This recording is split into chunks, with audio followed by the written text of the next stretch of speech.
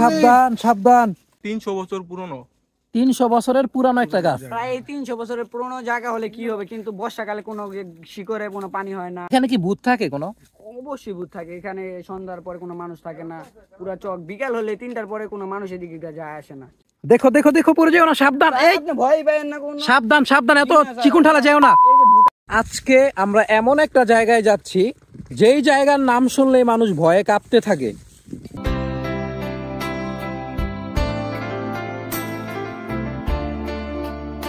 এটি মুন্সিগঞ্জ জেলার সিরাজদি খান উপজেলার লতুবদি ইউনিয়নে অবস্থিত। শত বছর ধরেই নির্জন চকের মধ্যে একাকী এভাবে দাঁড়িয়ে আছে গাছটি। আজকে আমরা আপনাদেরকে নিয়ে এই গাছটি এক্সপ্লোর করতে যাচ্ছি।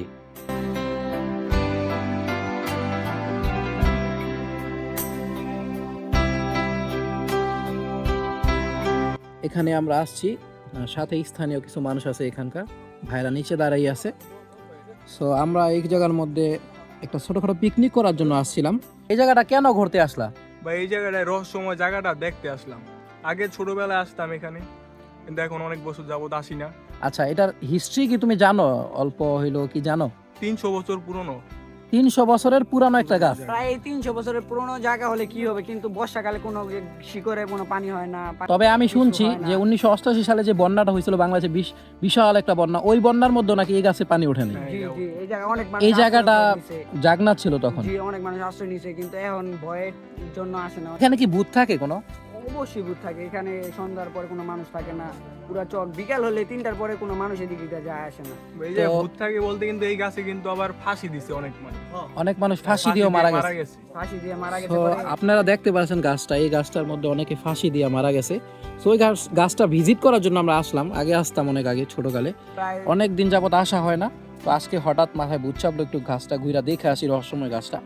এই গাছ সম্পর্কে আমরা অনেক ইতিহাস শুনছি এবং জানছি, এবং আজকে আমরা একটু ক্লিয়ার হইলাম এই গাছটার মূলত 300 বছরের পুরানো একটা গাছ, এবং এই গাছের মধ্যে অনেক ভূত পেতনির বসবাস। আবার কিছু রহস্য কিছু আছে, যেমন দেখেন ওই যে লাল। হ্যাঁ, এই গাছের যে এইগুলা লাল দেখা যাচ্ছে, যে কাঠগুলা লাল, এগুলা ভাঙলে, যারা এই গাছের ঠাল ভাঙে তাদের নাকি সমস্যা হয়। আমাদের 4 গ্রামের এই গাছটা পুরো সব জায়গা থেকে দেখা যায়। এখানে খাইলে কি কোনো ভূত পেতনির আসর পর্ব আমাদের উপরে মনে হয়? না, আমি খাইয়া দেখাই যাচ্ছি, তাও সমস্যা নেই। আচ্ছা, আমরা খাই নাকি? দেখো আবার ভূততে ধরে কিনা। ভূতে ধরলে কি করবা? তখন যাইতে পারে ভূত, সাবধান। এই ভূতে গিয়া ধরবো ভাই আমি। আচ্ছা নাও, আমিও খাই, সাহস করে খাই, দাও সবাই একটু একটু দাও, আমরা খাওয়া দাওয়া করি। সো আমরা একটা ছোটখাটো নাস্তা নিয়ে আসছিলাম আমাদের সাথে খাওয়ার জন্য। আমরা কিছু পিঠা নিয়ে আসছিলাম এবং কিছু বিস্কিট নিয়ে আসলাম, সাথে পানি আছে আমাদের। দেখো খাইতেছো, আবার ভুট্টুতে ধরে না কিন্তু, সাবধান। আমরা ভয় পাই না। দুপুর বেলা এইভাবে তোমরা মিষ্টি জাতীয় খাবার এখানে খাইতেছো, জিন আসর হয় নাকি আবার কে জানে। এখন ঘোরাঘুরির পরে আমরা কিছু খাওয়া দাওয়া করলাম, জায়গাটা এক্সপ্লোর করলাম, এখন আমরা চলে যাচ্ছি। সো অন্য কোনো ভিডিওতে, অন্য কোনো ব্লগে আবার দেখা হবে আপনাদের সাথে ইনশাআল্লাহ। সবাই একটু লাইক, কমেন্ট, শেয়ার করে দেন। আর কিছু সাবস্ক্রাইবার বাকি আছে, সবাই একটু সাবস্ক্রাইব করে দেন তাড়াতাড়ি।